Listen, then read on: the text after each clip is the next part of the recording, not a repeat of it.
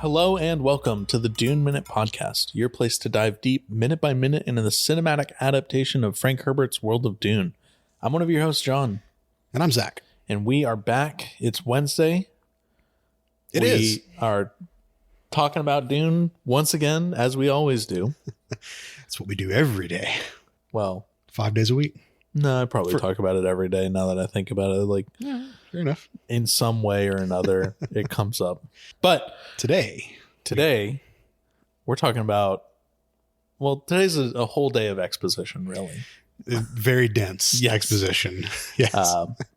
We left off yesterday with the ships floating menacingly outside of the Nexus area. Mm-hmm.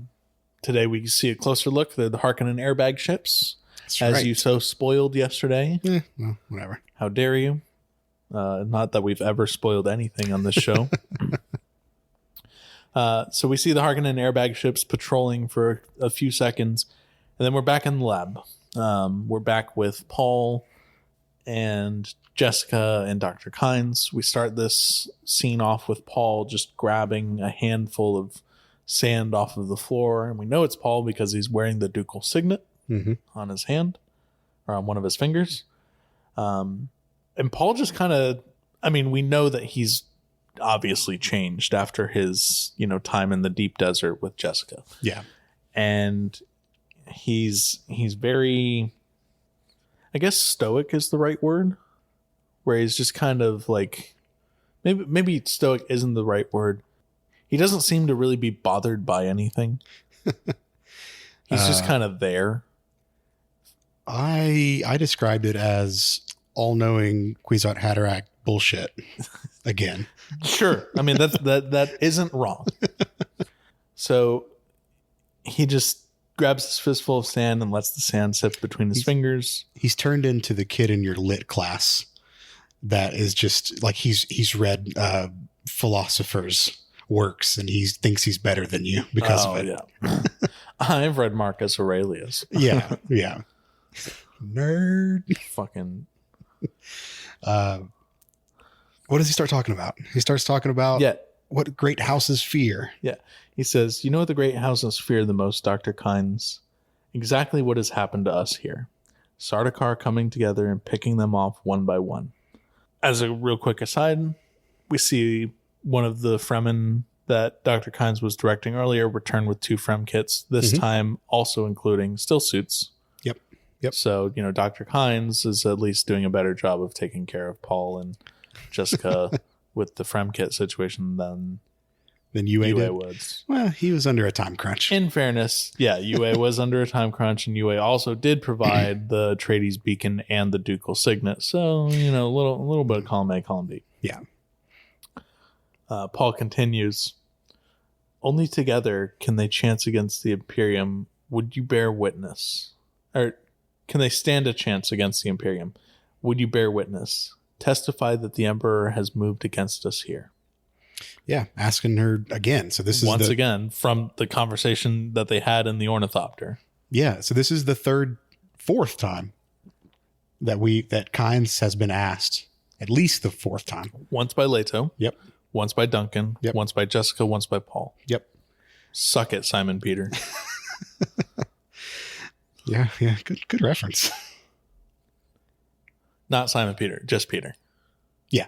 Yep. Simon Peter's a different disciple. Yeah. So every major person in the Atreides family has asked her to testify and to bear witness to what's happening to them on this planet. And up until this point, it's been no, very clear. No, I cannot do this. We get a little bit of leeway in the Ornithopter. Kind of it sounds like the resolve is starting to crumble a little bit. It's still a no, but it's like, I can't. I just I'm forced to not do anything. Right. And in this Kynes' resolve is crumbling even more now. Yeah. Oh, for sure. Because her response is, if they believe me. Yep. There is no more, I can't or I won't. Yep. It's if they even do. Which is odd, considering that in movie time, it's only been a little bit of time before. Couple days. No, before or since Jessica asked her in the Ornithopter to now.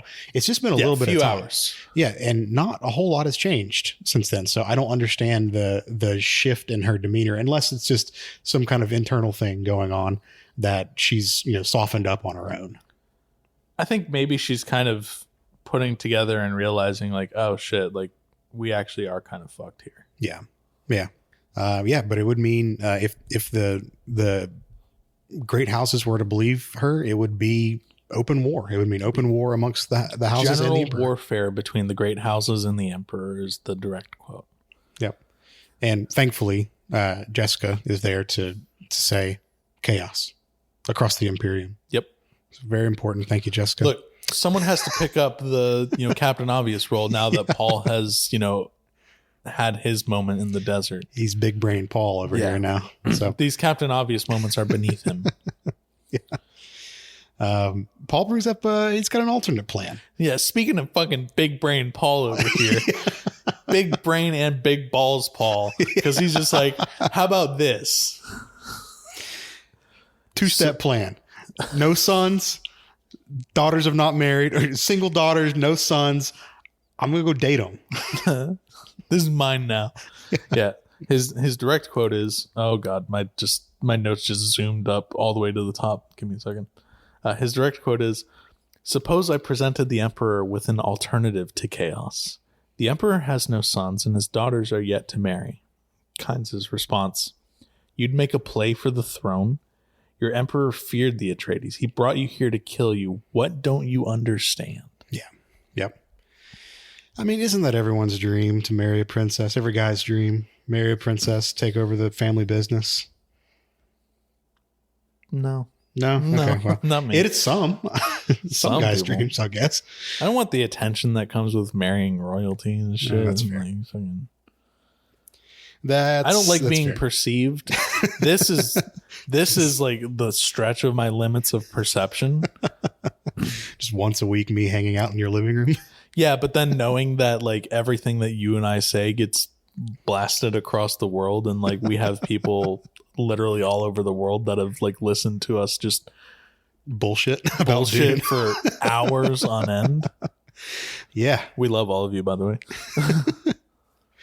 Kynes, when she says this, I got the overtone of her just being like, "You dumb bitch." You stupid child. What are you talking about? Stupid ass bitch. Right. Yeah. No, 100%. She's about to be like, you out of your goddamn mind. I made a specific point to note here. The question, what don't you understand, is kind of a bad question to ask someone who can fucking see the future.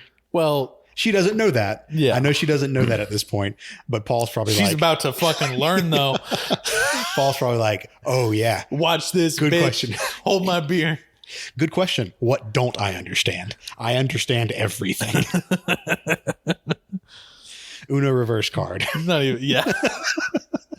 Reverse card. +1, +1, +1, +1, +1. Yeah, exactly. So yeah, gosh, it's just, if only she knew what she did, like the gravity of what she actually just asked. You know, she about to learn. Yeah, she's gonna find out tomorrow for sure. And that's where the minute ends. Yeah. I got a couple of book notes. You do, because we've had to kind of hold off on book notes a little bit this week. Yeah. So just as a preface for the book notes, it's important to remember that the character Kynes in the book is a man, not a woman. So a lot of my my notes refer to Kynes as he in this case, just to keep it consistent with the work. So just as the movie, they have made their way to the testing station. They're still chit-chatting about all this. And Paul, at this point, is kind of starting to flex his new authority as Duke to Kynes.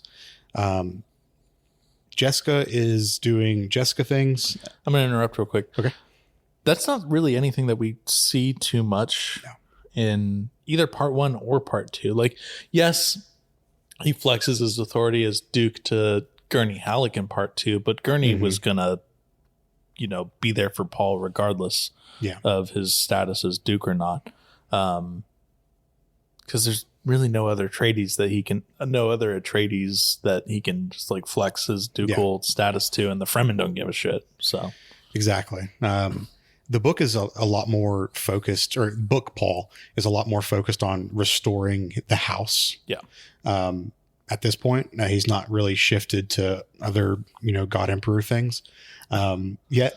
But well, that's way down the line. Yeah, I was gonna say that's several thousand years and one worm sun later. So right now he's worried about like the letter of the law. Little fucking goody two shoes. Well, and how the law is like going to protect them. Yeah. He mentions something that oh gosh, what is it? It's something like the law is the purest science or something like that, which is an asinine statement. But apparently that is something that is like written above a doorway in the imperial throne, like whatever. So they're very, very conscious of, or very focused, on just getting their house back into good standing. And any kind of like reparations that come along with that from the imperial family. So what they want Kynes to do here is, again, testify, say, hey, this is the bullshit that just happened to us, and we have this person who's on paper a impartial third party that is agreeing to all this as eyewitness testimony. And to do that, all of this is presided by Judge Judy, by the way. Sure. To do this, I mean, they need Kynes to be on their side, to be, kind of take in with them and be on the Atreides side. Yeah. Paul is, like I said, he's approaching this not as a Kwisatz Haderach. He is approaching it as Duke Paul Atreides. I mean, and this is still a very new thing to him.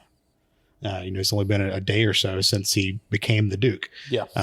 So Jessica is very worried in her classic Jessica way of Paul coming on too strong. Like she thinks that he's going too far too fast with Kynes. Yeah. And he's going to like just burn this bridge before it can even be built, pretty much. And we do see a little bit of that worry in tomorrow's episode as well. Yeah, we see a little bit of it. Yep. Not in the same context, but it's there. And Kynes in the book is like for sure being standoffish and a little cagey with Paul. Mm-hmm. They've had, multiple conversations, and it's been pointed out that Kynes has refused to call him my lord, sire, Duke, whatever. Yeah. That he's always avoided the title, and it's just been calling him Paul Atreides. So it's like almost on purpose now. Yeah. That he's to kind of subverting the authority. Which, even though like we talked about on Monday's episode, how like Kynes almost gained a little bit of respect for Paul, he in the book at this point is still being kind of a dick about it. Yeah. Yeah. And rightly so.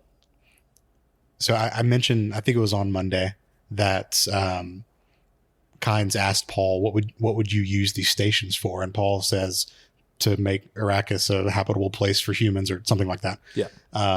And Kynes responds with, that's a good answer. The continuation of that sentence, what he says is like, that was a good answer.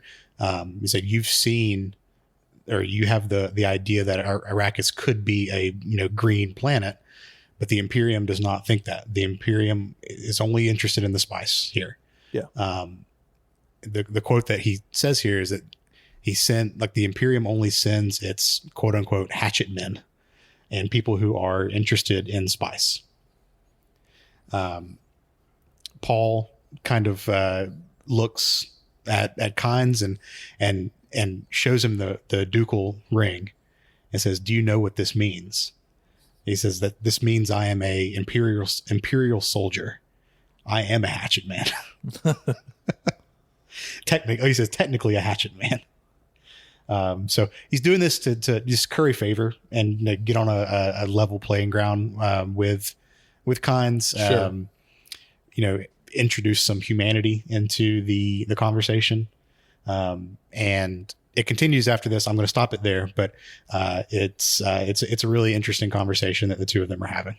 So fun stuff from Paul and Kynes, and Jessica is just over there going, careful, which we will talk about more. Chill. Which we will talk about more tomorrow. I was going to say, we have more conversation to discuss tomorrow. So we will be back with that. As always, you can find us online. We are at the Dune Minute on Instagram. We are Dune Minute on Twitter, and you can email duneminute@gmail.com. We'll be back for Thursday episode tomorrow, and we'll see you then. All right. See ya.